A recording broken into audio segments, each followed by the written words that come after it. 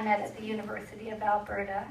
Eva lived in Pritis in her younger years, and so is an Albertan at heart, but she's been living in Toronto and acting in movies and television and so on for many years. And she has come out especially to give the voice classes to our performers tonight. So that is a wonderful thing. And what was the last thing I was going to say? Oh, he says I should tell you to turn your cell phones off before I run out. So turn your cell phones off. And we are going to hear 7 short personal essays. They are each about 600 words long, and trust me, that's hard to cut them down. They each take about 5 minutes. Each will be accompanied by a slide of the shoes in question. And the women will come up one after another and introduce each other. And that's it, folks. Enjoy the show.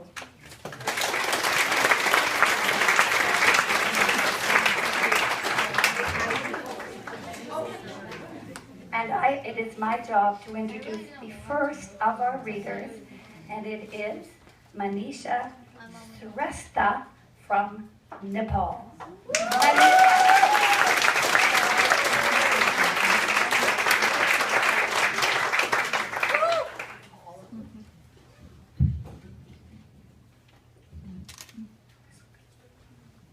Hello. Good evening, everybody. 3 years ago, I was living near my parents' house in Kathmandu, Nepal. It was close to Mother's Day, so I asked my mother if she needed a specific gift from me. She replied in her soft voice that she wanted a pair of shoes. I still remember how she described them. Slippers in red or black, semi-casual, but a little bit of embroidery or stone, and low heels. My mom, dad, sister, and twin brothers celebrated Mother's Day together. She was happy with the red shoes, but whenever I visited, I saw them in a box underneath her dressing table. I always asked her, "When will you wear the shoes?" She always smiled and told me she would wear them at my brother's wedding. But my twin brothers hadn't even found girls yet. A year later, when Mother's Day came around again, I decided to give my mother a gift that she had to use right away. I chose a pack of face cream and told her that it had an expiry date. I pointed at the box still under her dressing table. "I will wear those red shoes at your brother's wedding," Mommy said again. I wasn't surprised when she said that, because we grew up that way. We always worried about our future and regretted what we didn't do in our past. Therefore, we missed our present days. I consider this a general practice in Nepali society.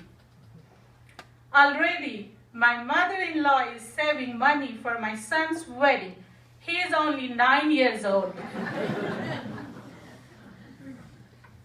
The same year I gave my mother the shoes, my husband went to Canada to do his PhD research on glaciers.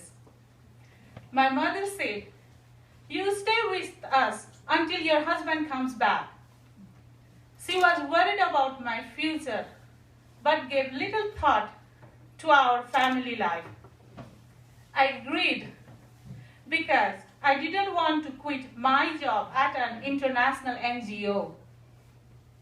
I feared we would have to start life all over again when we came back. Then, my mom became sick. I was with her in the hospital. She was wearing old shoes, still saving the red ones. I asked her if she would wear them soon. One of my brothers had found a girl by then, so there was a hope. Sadly, on the Friday morning, September 7, 2012, my mother left this world. Her dream of wearing the red shoes at her son's wedding was never fulfilled. In our culture, when people die, we give away a set of their clothes and shoes to a priest. My family members gave away the same gift shoes. As the priest packed them in his bag, I was saddened, recalling Mommy's dream.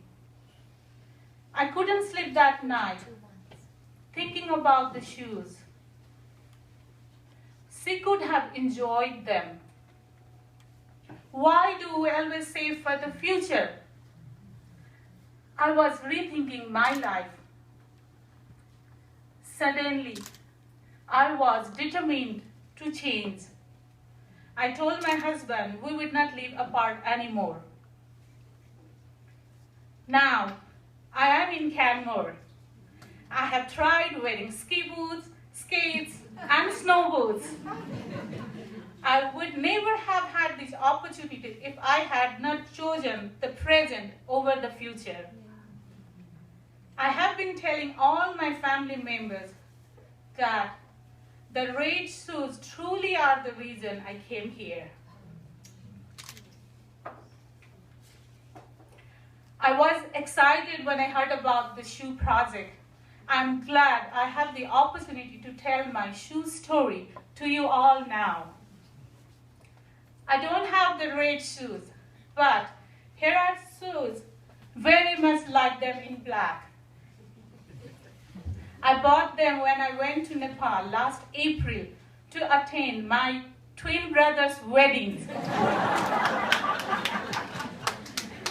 My mother had arranged the bride for one of my brothers. I needed to work very hard to arrange the bride for the other brother all the way from Canmore.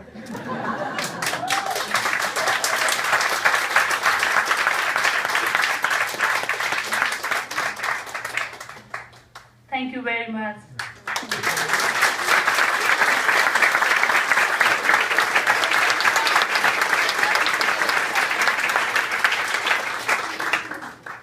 Now I would like to introduce my lovely friend, Lua Williams.